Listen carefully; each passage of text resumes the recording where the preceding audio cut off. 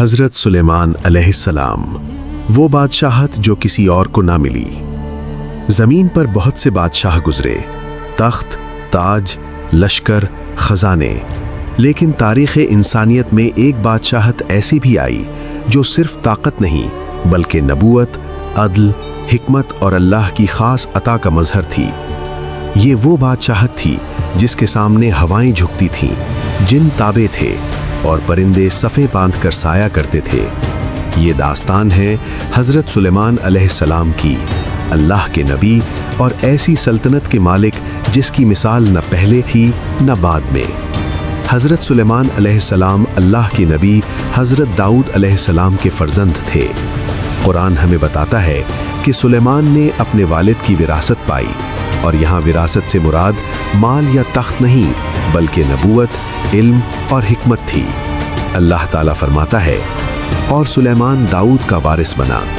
یہ وراثت ایک ذمہ داری تھی، اللہ کے دین کو قائم کرنے کی اور عدل کے ساتھ فیصلہ کرنے کی۔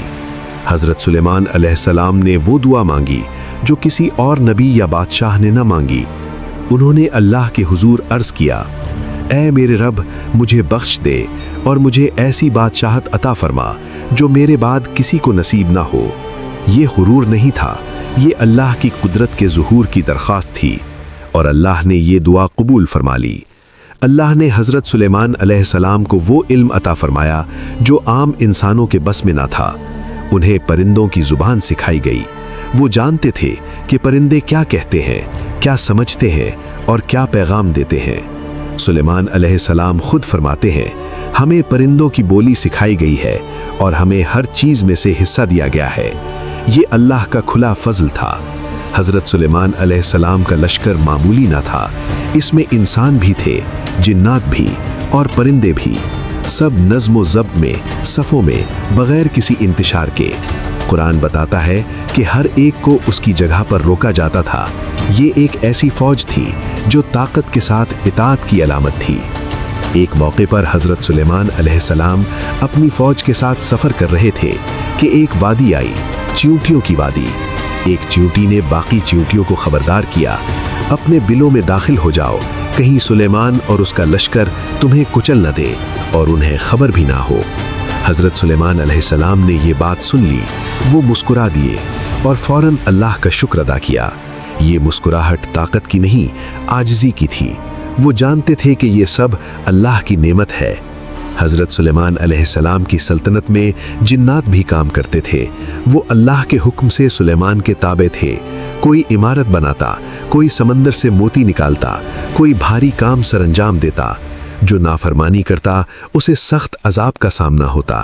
یہ واضح پیغام تھا، طاقت صرف اللہ کے حکم کے تحت ہوتی ہے۔ قرآن میں حضرت سلیمان اور ملکہ بلقیس کا واقعہ بھی بیان ہوا ہے۔ سلیمان کو خبر ملی کہ سبا کی قوم ایک عورت کی حکمرانی میں ہے اور سورج کو سجدہ کرتی ہے۔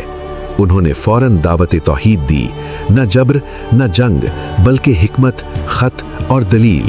آخرکار ملکہ بلقیس نے اللہ رب العالمین پر ایمان قبول کر لیا۔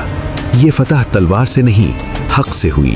حضرت سلیمان علیہ السلام کی زندگی ہمیں یہ سکھاتی ہے کہ طاقت اگر اللہ کے خوف کے ساتھ ہو تو رحمت بن جاتی ہے، علم اگر شکر کے ساتھ ہو تو ہدایت بن جاتا ہے، اور بادشاہت اگر عدل کے ساتھ ہو تو عبادت بن جاتی ہے۔ حضرت سلیمان علیہ السلام کی موت بھی ایک عظیم سبق تھی۔ اللہ کے حکم سے وہ اپنی لاٹھی کے سہارے کھڑے تھے اور جنات سمجھتے رہے کہ وہ زندہ ہیں۔